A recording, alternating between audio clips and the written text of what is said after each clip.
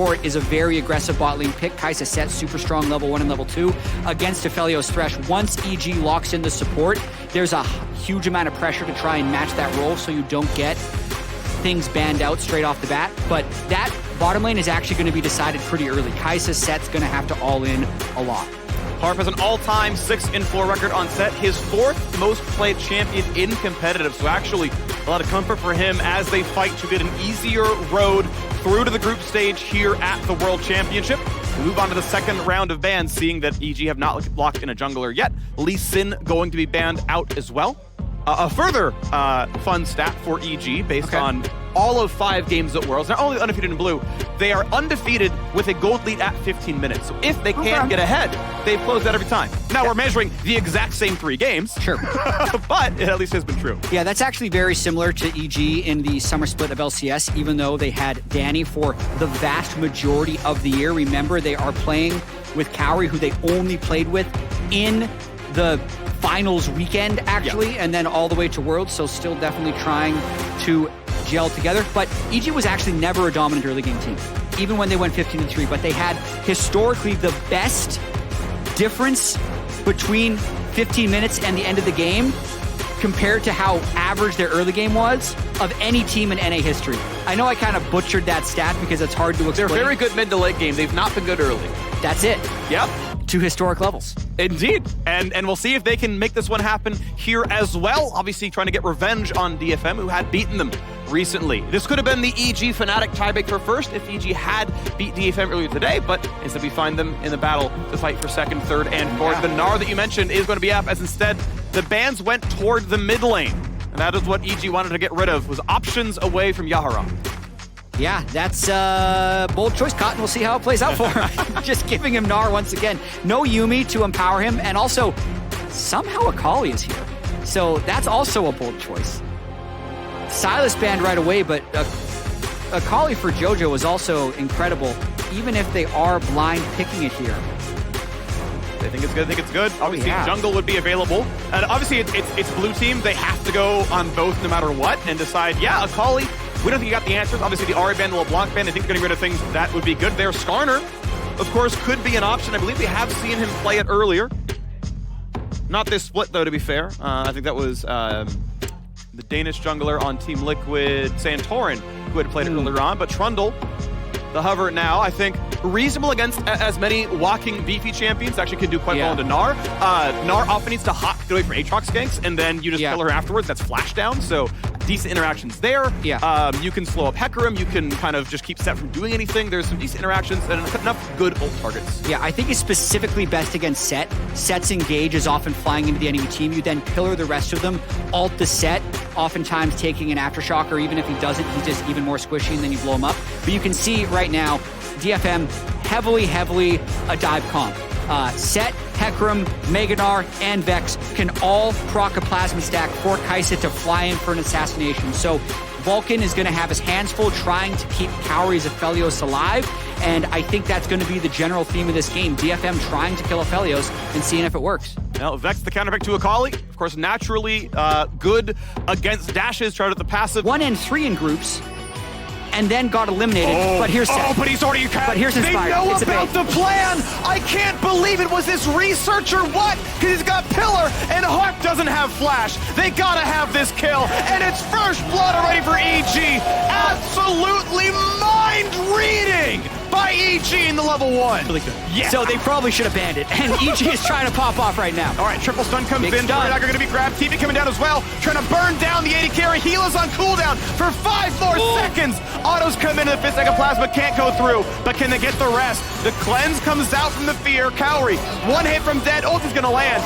and he's going to reset it, but you get it. Level 6 for both top laners soon. Yeah, so JoJo, level 5, gets a little bit of poke. He knows he's going to hit level 6, pops the energy up by pressing his W, and just honestly... Pre-6, Yeah, actually kills him pre-6. I didn't even realize he didn't use ultimate, and gets the flash. So JoJo going to be in total control of that lane. Ooh, they get... Okay, so he gets stunned before there's aggro, or like as the player gets aggro? Okay, so EG didn't take aggro right away, otherwise that dive would have been tragic. So Harp, great to get the triple stun, but actually too early on the triple stun, because that prevented them from heating up the turret, and the teleport does eventually come in to kill Cowrie. Of course, can't go any farther, but that would have been a little bit dangerous if they were any farther up the lane. A chance to go for a reset and push in a bit farther. Here comes in. You can see the amount of damage you can deal there. And if that's really tight, you can even fear like Akali out of E2, which is a lot of her damage, right? Her damage is really pushed into the Q, the passive, but also the E as well. And if you can cut that one down, especially if it gets ranked up, you can prevent a lot of damage here. Inspired slinks into the bottom side, does hard to go for the play. His actual flash is up. They know Kaori has no summoners. They know he can't get away. Oh, impact! Another solo kill. It's solo lane diff right now for EG, and he has to ult away, but the fear almost landing from Steel, forcing the flash out of JOJO Pyun. The jungler is around, but not getting enough done. Inspired's ganks have landed. These ones have only burned summoners from Steel. Yeah, Ghost and all. Nearly lethal range. Thinking about killing him. Weirdly, yeah, I mean, Yara would kill him, but playing the top side now, Kaori, out of almost all the summoners, he has a flash, he burns it. A bit of a flay, and here comes the fear of the tower, gonna land, and Steel's gonna kill him. But a flash pillar into the flay puts him back, a 1-for-1, but that is no goal to Aphelios. Yeah, that is a huge move by Steel, knowing that the Aphelios Thresh are going to try and use this Gale Force power spike to ram that top turret down. They get the brief numbers advantage and shut him down, essentially. Even though they didn't get the bounty, this is a massive amount of gold denied, because I think left in isolation, they get that. Oh, wow, they took the fight? Yeah, I think... That's so greedy. Mega greedy. Possibly because Kai'Sa was still bottom lane. EG thought Harp or the group wasn't going to be up there. And despite having Gale Force Flash, they get the kill anyway. That is a massive step back in terms of Aphelios' acceleration in this game, and a huge play by... I actually can't believe they chose that play without any vision. I think you got to go slow. Yeah, it backfires, but now we got to fight in the opposing jungle now as well. Steel, can you pillar that? Not quite. There he hits it. And now Steel has no good way out. Ulti going to be gone for a while. Aphelios gets the attacks, and Aphelios gets the kill. I agree. Like, it's been more the impact show than it was the regular season and during playoffs most of it as well. But he's at least gotten his farm up and finding, comfort on Aphelios, but Yaharong. That's huge. Gets the assassination. Steel wants a bit more. Vulcan. They might have been trying to funnel JOJO on that one as the second Herald is up. The fight might be coming in soon. It's going to be Inspired blocking up. Impact wants to be in. What's the front line looking like here? First W misses for Unipon. There's the dunk in the huge by Harp. Gets a lot done. The punch comes across, a flash away, and it's Unipon chasing him, and a lantern gets him out. Vulcan somehow claims the kill credit, but this team fight's looking beautiful for Evil Geniuses. 2-0. Big goal for Evie. Hook's not going to land, and Kaori's in a weird spot, but from the back, Impact knocks him down. EG are up 9-3, and they're about to send DFM to the 4th seed. What a crazy fight. You could really see DFM one at a time taking their shot at Kaori's Aphelios and just duck, juke, and dive. I don't think I have those three correct, but that's essentially what he did. Lantern coming back off cooldown for Vulcan towards the end of that to secure it, and DFM actually burned everything and still didn't take him down and lose the fight 3-0. Dodge, duck, dip, dive, and dodge. Well done here by Kaori as he starts the poke, and they know Lantern's down. It's like, all right, buddy, you got no flash, I think. That's why you're the play-by-play. I actually like the angle that Harp finds here. Inspired can't give this angle in the future. It's really important for the front line not to have a straight line between themselves and the carry, otherwise Set can ult into him. But Kaori did have Flash Gale Force, so he's able to avoid the fight overall. The amount of mobility that Aphelios had in that fight is pretty absurd when you think about it. Misses the Q on Unipon, but still really difficult to bounce close enough to kill the Kai'Sa and buy time, but not get in range of the... Definitely solid stuff there. So expect that he's going to be playing as a defensive option. Is the reason his AD carry lived. Now, JOJO Pyun, ult E, gets a lot of distance, goes back in for more. Voice of Fear buys a bit of time because now Impact has arrived. Knockup's going to land. They can't quite kill Steel. And Evie now back to Meganar, but Inspired with the pillar. He can't dive that tower yet. Yeah, definitely trying to send in a lot of backup. That's an overall good play for DFM because they get mid pressure. Kaori and Vulcan were thinking about moving up, but that's a pick. Big hook, and it's a flashless Set with no more escape tools. When does Pillar come up is the question, because that would lock him down. The auto's going to be good enough as well. There it is. Oh, they got Aatrox. He can walk around. Wow, a pick off onto Impact. Definitely impressive. His flash is up, too. And of the Collector Aphelios build in general, because you can build your own lethality, so you get really good damage on squishies. But the side lane picks seem to be the name of the game. Somehow sidesteps the ulti. That's such a big deal. Fear, but he's still inside his shroud. Once again, ult into E to get back, and there's nothing left. Oh, he wants to go in for Steel. JOJO just straight kills him 1v2. Pulled back in and taken down. montage play yet. What I just thought about the Aphelios build, I no longer like it.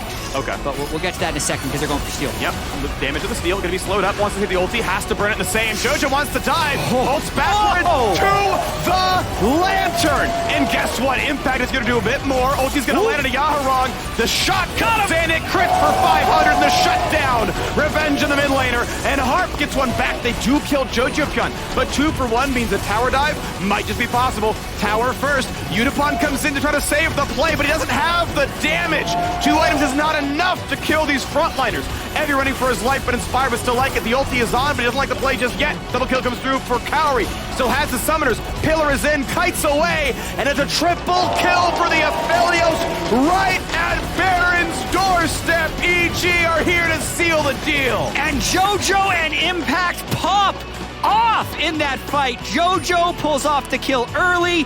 Impact does 80% of Yaharong's health with the first pick Aatrox. The goal lead is 5K, and they're going to be picking up Baron. That is absolutely massive. The Baron going to be claimed spike not needed. Award of the Wall sees that indeed no one's going to try to hit this, and that is absolutely huge. A 24-minute Baron. It'll overlap with the Drake spawn, and a 6,000 gold lead for the LCS third seed. This is the type of game they need to lead off with if they're looking to win 2 games and get that second seed. But Vulcan lands the original hook, and then, like, watch this. The teleport's coming in, so JoJo knows he doesn't have long. Lantern already thrown. He planned all this out. He's going to get far enough away from Steel that he can ult back to the Lantern, and then Impact comes back to intercept Yaharong and Evie. Ult over the wall from Kaori, gets the last hit. Just a beautiful fight. No angles for Set to ult in on. Yes, he does kill JoJo, but it's not like he's landing this Giga Set ultimate where you're taking a tank into a team. That's what he needs to be able to pull off if he wants to win this fight. They focus the turret. Like, honestly, it felt like everything went right for EG in that one. And now looking for it more, JoJo. Oh, that was really nice. Pulls him back. That was straight up just reflex from Harp. Landing the face breaker, pulling him out of E. That was gorgeous. And it means the kill. It's not the extra value, but oh, now it's too much. Okay, this one's dead. 100% he is dying here. Gets himself a wave, and then we can wave goodbye, Kaori. Godlike now, 7 kills in a row. DFM, they're gonna try and get Harp's flash, I would think. Boy, they go in for the play. They dunk him away. Stopwatch to buy some time. But can JoJo live is a question. He's got the Shroud. Evie in the front line just dies. Kaori gets the kill credit, and he knocks down another. He's real strong. Get rid of the AD carry. Ult's back in. A double kill. The montage play ends with him dead. But the rest of DFM fall. Evil geniuses will find their 4th win here at the play-in group stage. Scaling throughout the tournament. 11 kills now for Kaori. The Academy call-up, who got to play exactly 1 match with EG before heading to Worlds, and is getting better and better with this team. A 28-minute victory, and soon to follow, a fight with Loud for the 2nd seed. 16,000 gold earned, and EG getting as much stage experience as possible. Yeah. One would say.